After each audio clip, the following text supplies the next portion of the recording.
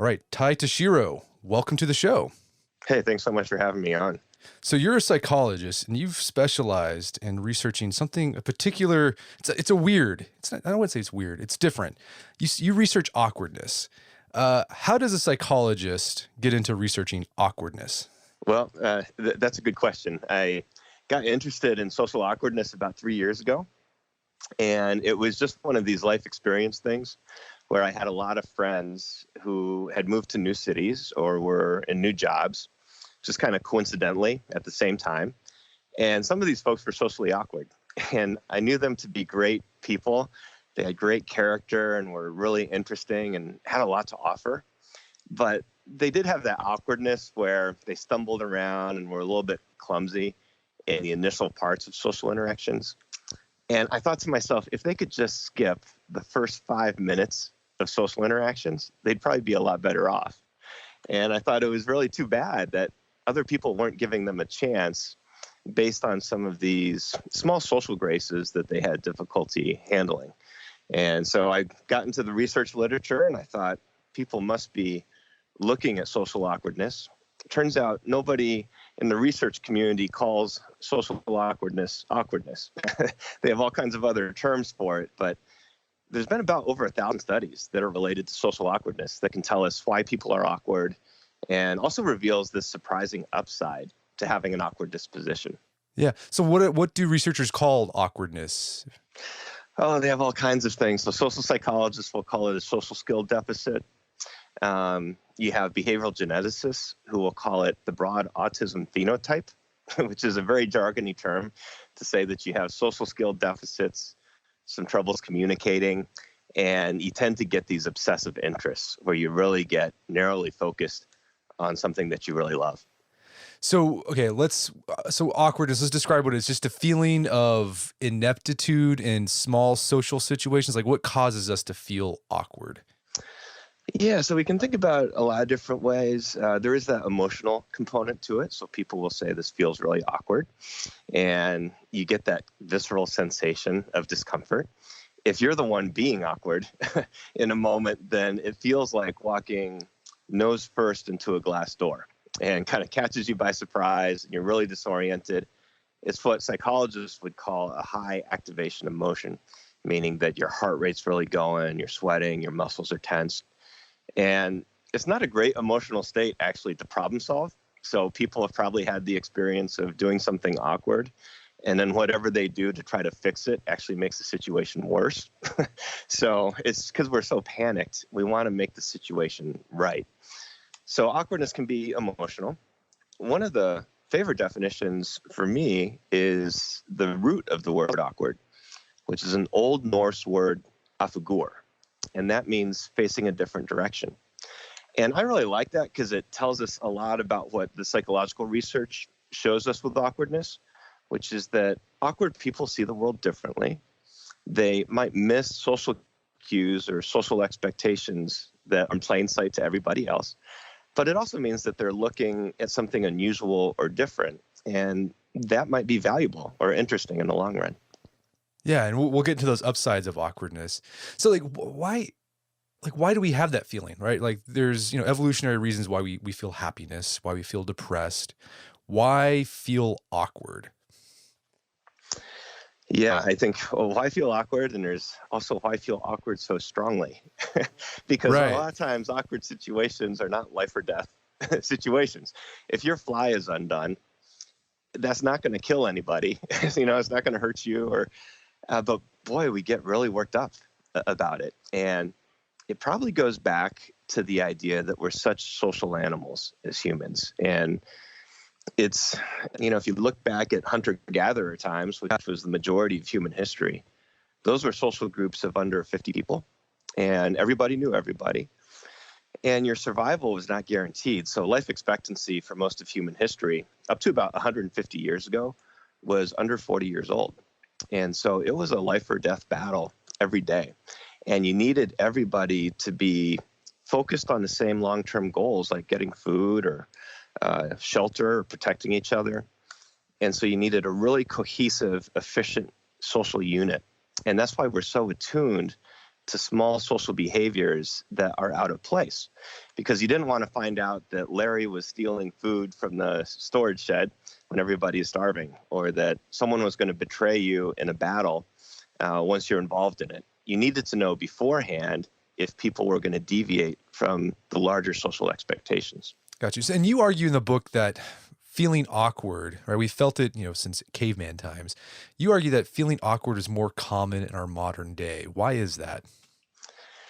Yeah, there's been a lot of large sociological changes that have made all of us feel a little bit more awkward. One of the obvious ones that's easy to overlook is that we're more urban than we used to be. So we interact with certainly more than 50 people on a daily basis oftentimes, and a lot of those folks are strangers. So when we go to the coffee shop or the grocery store, we don't know most of the people we're surrounded by. That's actually unusual in the course of human history. And all these different folks might have different cultural expectations or social expectations. And that puts us in this state of unknowing and the state of trying to connect with people when we don't really know where they're coming from or what their background is. And so that can make us feel awkward.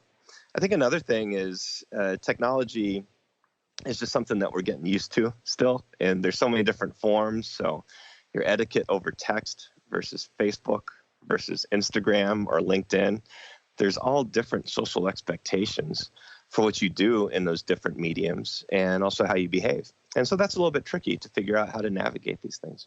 Right. Yeah. Curb your enthusiasm when you said that, the idea we're surrounded by strangers who have different ideas of what's appropriate. Like Curb Your Enthusiasm is basically the show that highlights that. Yeah, that is so true. I mean, he does such a great job of pointing out that there's all these little mysteries to social life on a daily basis, some of which strike us as quite odd, but we don't really want to ask anybody else if those things are odd. But I think a lot of us feel that. And it's good to know, actually, that, hey, most of your fellow human beings are feeling uncomfortable Right.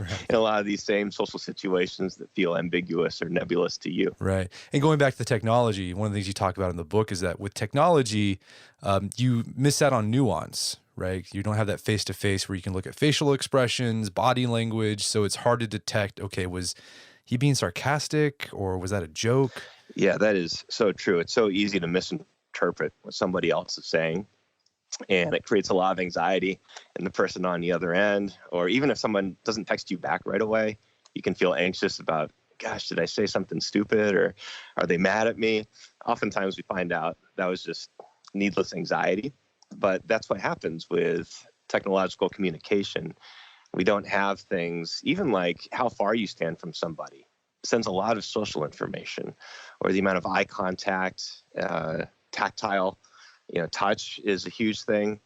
And even the intonation of somebody's voice conveys a tremendous amount of social information.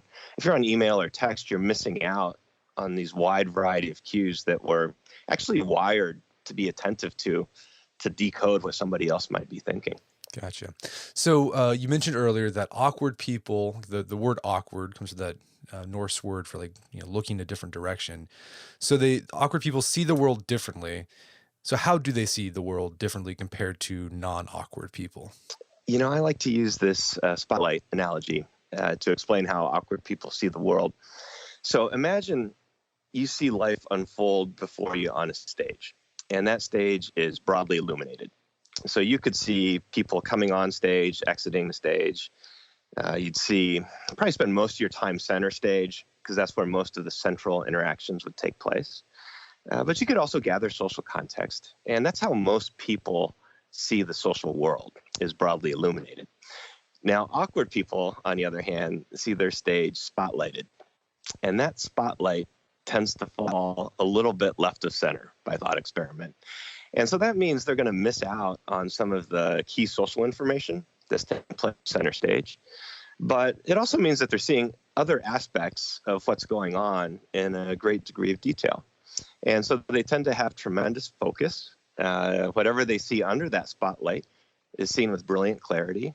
And so that can be a good thing. But what you have to do when you're an awkward person is you have to learn to, one, recognize that you're prone to missing certain social cues or social expectations. And you have to learn to move that spotlight to the right places at the right time. So it takes a little bit more choreography in your mind. Right. So this attention to detail that awkward people have, in this focus and missing social cues, it sounds like, when you hear that, it sounds like that's the traits of like the autism spectrum. Is awkwardness simply on the autism spectrum, or can you be awkward and not be on the spectrum? Yeah, as I got into the research, I actually realized that was an important distinction to make, because I think it's something in broader popular culture that we get a little bit confused about. So it turns out that autism symptoms, which are also Asperger's symptoms, there's three components. There's the social skill deficits, there's the communication problems, and then these obsessive interests. So those symptoms fall along a bell curve in the general population, which means that the average person in the middle of that bell curve actually has a few autistic characteristics, actually. Now, as you get further out towards the edge of that curve, let's say the 85th to 98th percentile, that's kind of where the awkward people sit. And then once you cross the 99th percentile, that top 1 percentile, that's where you diagnose somebody as autistic or with Asperger's. Gotcha.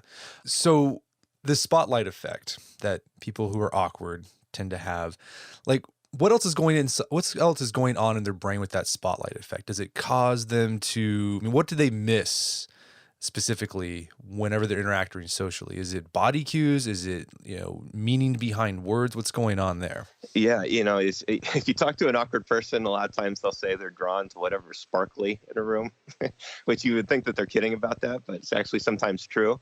They tend to focus on these peripheral sorts of things. When non-awkward people walk into a room, let's say at a cocktail party or some kind of mixer, what non-awkward people do is they instinctively look for the most powerful person in the room.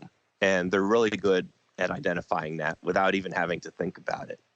And then what they'll do is they'll look that person directly in the eyes to try to figure out what's their mood or what are they thinking. And so non-awkward people do that without having to think twice about making sense of the social scene. Awkward people will walk into a room and they tend to focus on the non-social aspects of the situation. So they might look at the art or the architecture or the lighting or anything except what's social. And in a social situation, obviously, you should probably be devoting your attention to those kinds of cues. So right off the bat, they're missing all kinds of contextual information when they enter a social scene. Do awkward people know that they're awkward? Usually, yeah.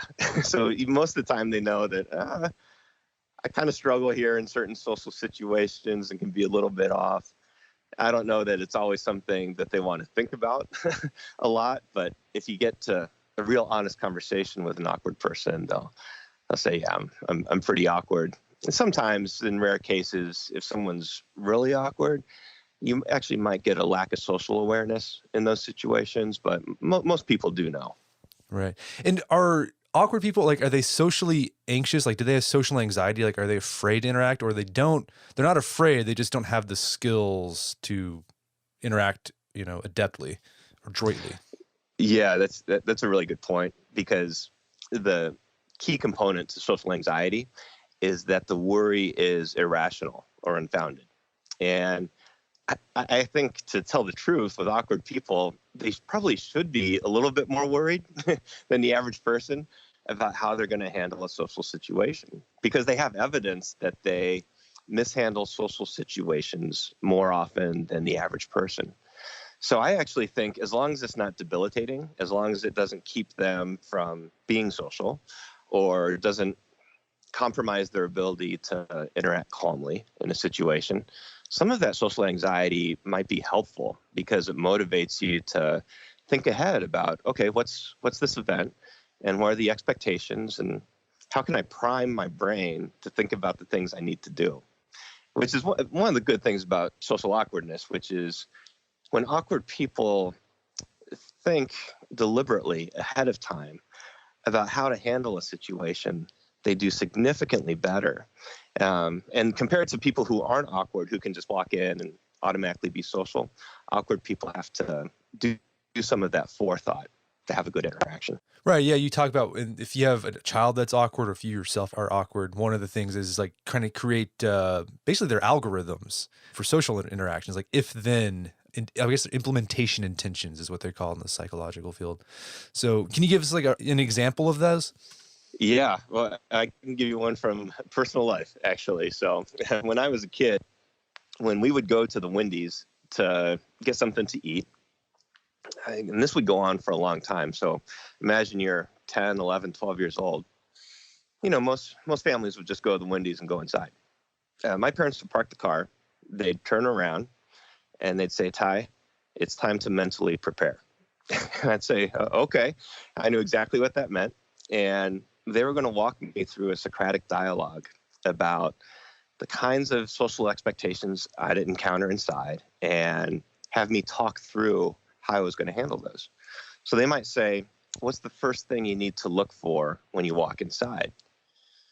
And I'd say, well, I should look for a line. And I'm like, yeah, that's right. Because sometimes I'd walk in and I'd cut to the front of the line, not because I wanted to cheat or get ahead of anybody else, just because I didn't see it or I didn't think about it. And so, okay, so now I'm at the back of the line. Now what do you need to do? I should think about what I need to order. I should get my money ready. When I get to the cashier, I should say thank you. When I turn around, I should be careful not to hit anybody with my tray because I'm going too fast. So we would go step by step through these things, and we would do these mental preparation drills for these different situations dozens and dozens of times. And eventually I would get it, and I can happily walk into a Wendy's now and order for myself and make the whole thing go smoothly. But that's how awkward life goes. And it takes a tremendous amount of patience and persistence from parents. And I think kindness, too, to understand that their kid doesn't love being in this kind of situation. And that kind of extra coaching is really vital to them being able to navigate social life. So you were an awkward kid growing up. Oh yeah, super awkward. I've been awkward for as long as I can remember. I think when I was younger, you don't really realize it because, when you're in grade school, your peers are pretty forgiving about things. But as junior high started to approach, I had an internal realization that I needed to pull it together. my parents certainly did too, and I'm really thankful that I had folks, teachers, parents, coaches, who saw that I just needed a little extra encouragement and instruction, and that made all the difference in the world. Yeah, I love the story when you went to junior high for the first time, and the first day of school, you dressed like an accountant. I still do, actually. But I had like khakis, pleated khakis, and a button-up starched Oxford, and these enormous square glasses that look like bifocals. I'm going to my first day of 7th grade. But I love it because it was so relatable, because I think everyone's done that at some point. Like, they thought they were doing the thing that would make them look, fit in and make them look awesome. But we come to find out, no. Yeah, kind of the harder we try sometimes, right? The worse it goes. But I thought my thinking behind that was, and I thought all summer about this, but I thought I needed to convey a mature and professional image in junior high, because I was, stepping up to this more mature environment, which turned out to not be true. Right.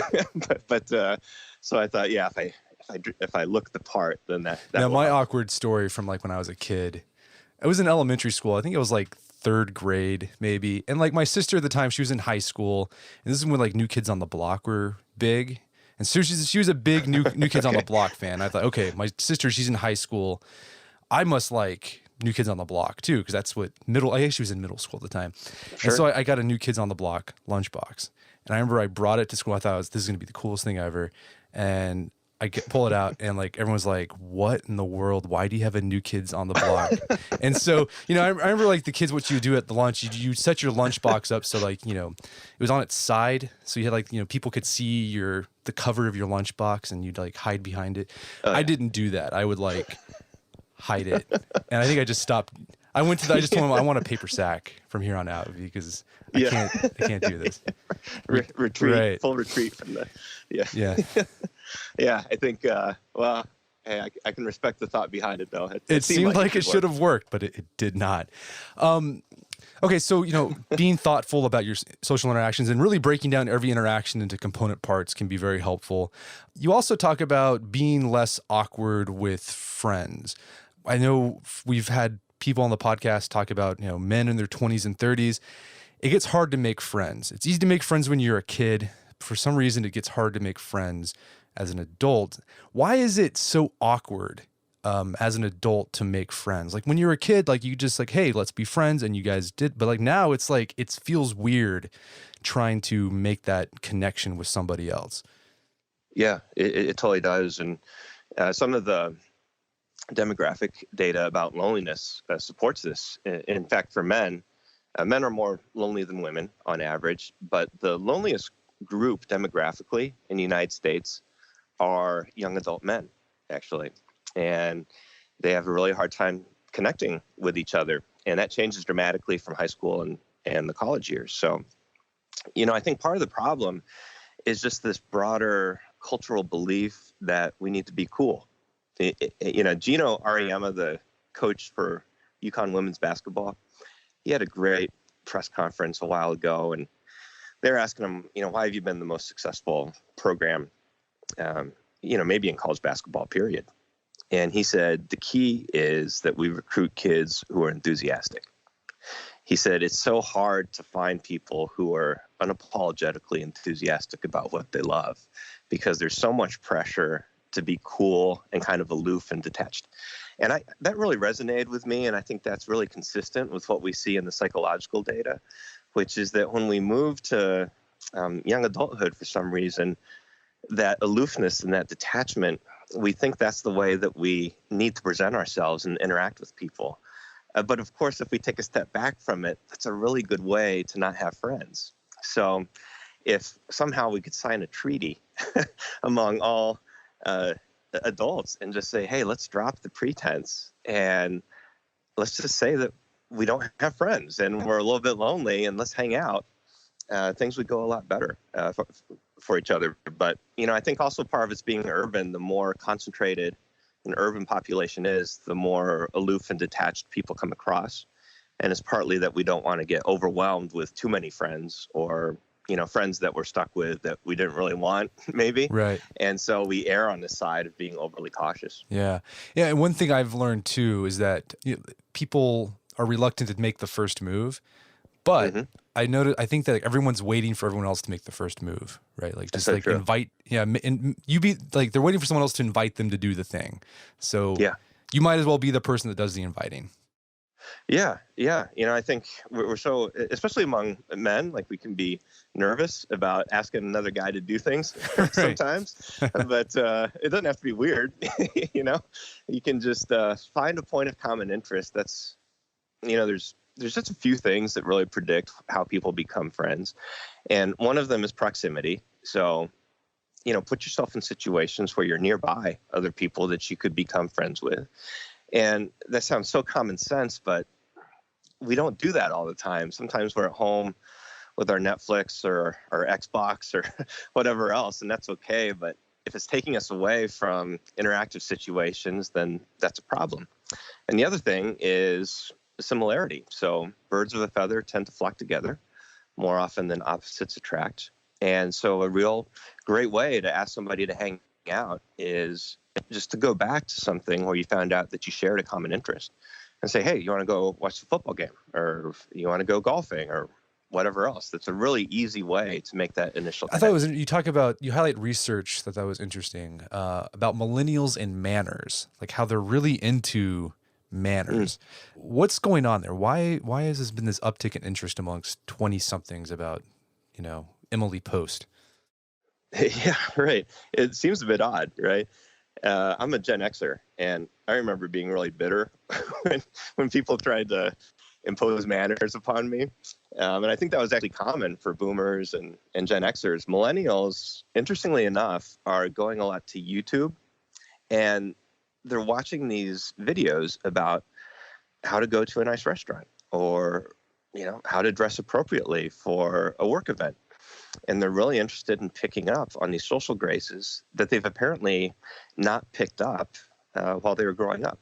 And it's really kind of neat because you're saying, hey, I want to be sure I'm respectful. I want to be sure that I'm not stepping on anybody's toes and presenting myself in a respectable manner. So I think it's actually a really neat thing. But the implication there, I think, is that for whatever reason, social life got so laid back when they were kids that they did pick up these social graces that they really want, because that helps to structure a social interaction and take some of the anxiety and the awkwardness Gotcha. out. Manners are algorithms to combat awkwardness. They totally are.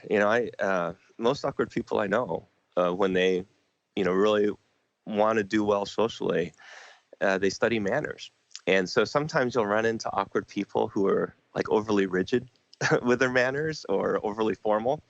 And it's actually an endearing quality, because what they've done is they've tried to prepare themselves ahead of time to interact in a way that was, respectable and socially Right. acceptable. Yeah. You talk about the people who like read the 1950s etiquette guides. And they try to bust that out. It's like, and then it just makes it even more awkward. Right. I had a couple students who did that, because I think I had given a lecture one time, about how, hey, if you're a little bit awkward, you can study manners, and that's a good thing to do.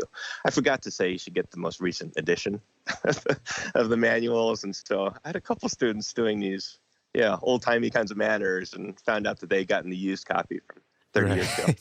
Well, you also talk about dating, and dating's always been awkward. Courtship, right? But you argue that it's more awkward than ever. And why is that? Is it what we've been talking about before? It's like there's more strangers. It's like more ambiguity about what's acceptable. Technology, is that what's all going on there? Yeah, that's part of it. I think one thing that's happening is people aren't marrying as much, or aren't married, period.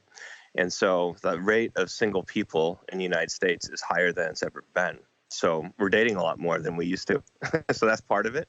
If someone's never been married, then they're dating for longer than any other generation has.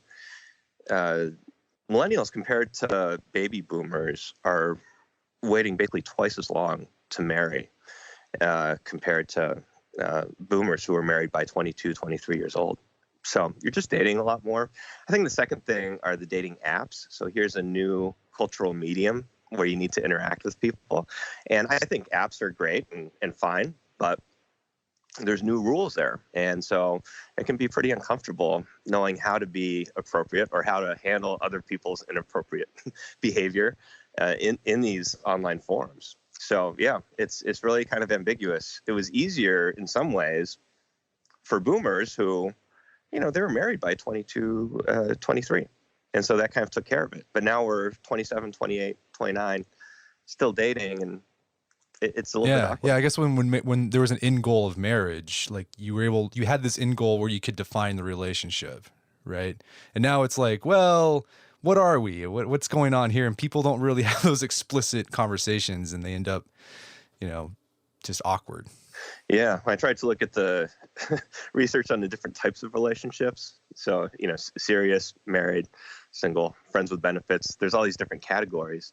And the way it looked visually was like a voting map of districts for voting. So I actually called one of the sections in that chapter gerrymandering the friend zone, because it's kind of ambiguous. Are we just friends, or friends with benefits, or what is this thing that we're doing? So we've been talking about the downsides of awkwardness, right? Because it can get in the way of social interaction. And a lot of your success in life and happiness in life depends on your social, fluidity, like how you're able to manage that. But you talk about that while there's some downsides to being an awkward person, there are some upsides. What are the benefits to being awkward? Yeah, one of the things to know, I think, is that although awkward people can struggle with some of these social skills or social expectations, it doesn't mean that they're not likable. And so I think as long as people can convey that they're fair and they're kind people who would be loyal friends, then they can have a really rich social life. So I've been really lucky pretty much throughout my life that I've had really rich, gratifying social relationships, and people were willing to overlook my social awkwardness because I was able to convey that, hey, I've got a good heart, and I'm trying to do the right thing here. It might be a little clumsy at the start, but we'll get there. So I think that's one thing for awkward people to know. I think a second thing that's really interesting is the spotlighted focus, if we come back to that. So, you have the sharp focus and you see things with a great degree of detail. And awkward people tend to really love whatever it is they're interested in. They just take it next level.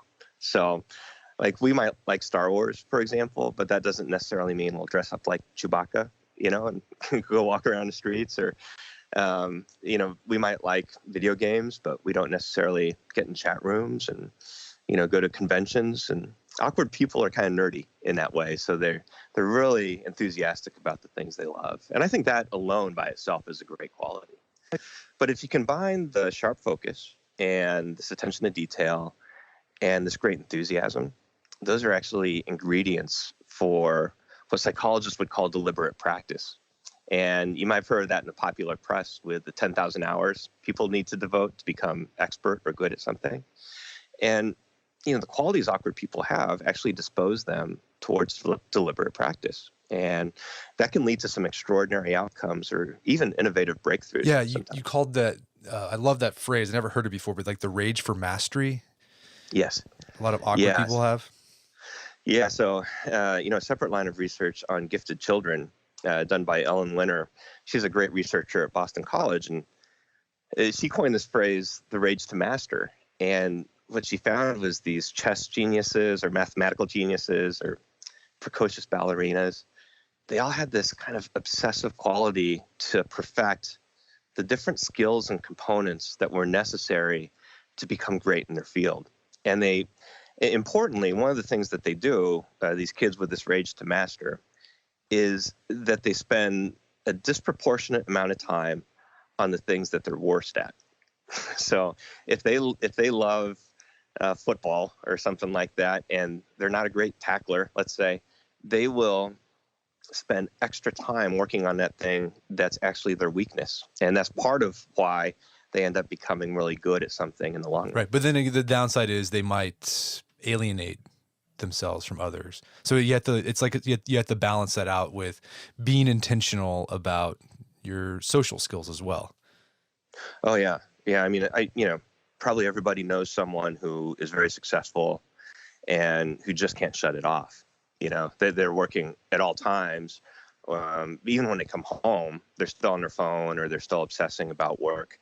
And yeah, that's one of the tricks is you have to find a way to compartmentalize these things so that when you are working, you're going 120% and giving it your best, but there have to be hard stops where you say, okay, I'm putting that away, and now's the time to devote 100% of my energy to being social and being present, especially for awkward people who, might have trouble with the social interaction anyways.